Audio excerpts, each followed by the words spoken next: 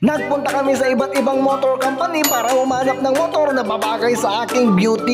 Sana all. Pina-check up nga lang pala namin ang anak ko kasi kailangan na daw niya ng ading to at nagutom na kami po. Eto ko man ipapaitan. Kasla ta Jowam, nagpait pa nagayat na kanyang pork sizzling sisig sa sobrang sarap. Makakalimutan mo yung kismosa mong kapitbahay ng 3 minutes. Dumot nga extra rice dito. Naglaing kayo mo ng mga bagong araw, bagong video na naman. Yes mga beshi, wagnes ko umaraw na dito sa amin at napakaaliwalas na ng aming kapaligiran. By the way, it's LCQ once again at welcome na naman kayo sa panibagong serye ng buhay ko bilang isang off-duty guard. Kung mapapansin nyo nga ay napaka-porma naman ng passenger ko for today's video. Ipapacheck up ko nga pala ang anak ko at makikisabay na daw sila para diretso na kami sa may junction mamaya. At nang bigla nga kami nag-teleport, nandito na kami sa may RHU Luna. Inuubo nga ang anak namin at may konting pasinat-sinat, kaya nga naman agad-agad na namin itong pina-check up. Number 14 nga kami at 9:26 yung time of arrival namin. O di mahilig tiweteng, tayaan yun, baka maswertem nila.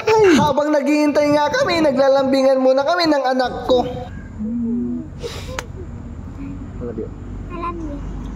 Makalipas nga ng ilang minuto, may bagong mahal na ang jowa mo. Halaan, hangakas jay baliwam. Makalipas nga ng ilang minuto, tinawag na kami ni Doc sa kanyang opisina. At dito nga, napakalamig mga beshi, waknas ko. Slata pa nagayat ni Jowam ni Allah. Kaya nga pala merong naka-stack dito na asukal at kape. In case daw naman lamig ang kanyang bebe, magtetempla lang daw siya. Sana isabuag kanya na. Allah, nagpaitan. Pagkatapos nga kami magpa-check up, ay pumunta kami dito sa may Honda Ace San Isidro branch. Bas lang kami ng motor na babagay sa aking beauty. At ang next naming pinuntahan dito sa may ACT Machinery. Nagpunta nga rin pala kami dito sa may Crisos 3RJ's online shop. Meron nga rin pala kaming napansin dito sa kanilang upuan nakasulat, bawal ang marupok. O alam nyo na, boys and girls ni Allah. Napakaganda nga rin pala ng cabinet nila, gaya ng best friend mo. Napakaganda niya, pero kahit gaano siya kaganda, plastic naman yan. Ay.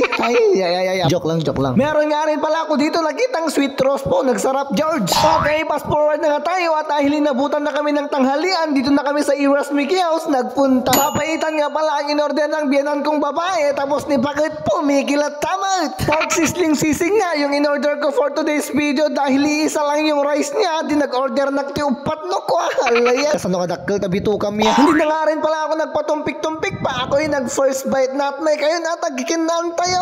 Nila joke lang. Next nga pala na aming pinuntahan dito sa may Mr. DIY at dahil nalapit na daw ang intrams, bumili sila ng raketa para daw mas exciting yung practice nila. Lamok ang magsisilbing shuttlecock niya. Sayaw-sayaw lang ang mga dalawang to, pero amo ko may ipagpagatang ang mga to. Yan nga, nag-Dora the Explorer na sila niya mga tanti pagatang to. Sunod nga naming pinuntahan dito sa may Transcycle. Nung nalaman ko yung presyo nila, medyo matras yung aking mga ukil-ukil. Sunod nga na aming pinuntahan ay dito sa may Mitsukoshi, kaso nga lang yung mga motor nila dito ay hindi babagay sa aking beauty. Nagpunta nga rin pala kami dito sa may Now Hiring, pero ang ending, ang bet namin wala pa rin. Kaya nga naman umuwi na kami at nag-stop over muna kami dito sa may Petron kasi kumuha ako ng value card at di ko nga alam pala i-activate, kaya yan pina-activate ko kay kuya. Pagkatapos nga niyang ma-activate ay di magas kami dito sa may Currently pa at sabi nga ng tindera, i-flex ko daw siya dito sa page ko, baka dito na siya makahanap ng ka-forever niya. Alaway sana all. Magising ka man, pakanan ka.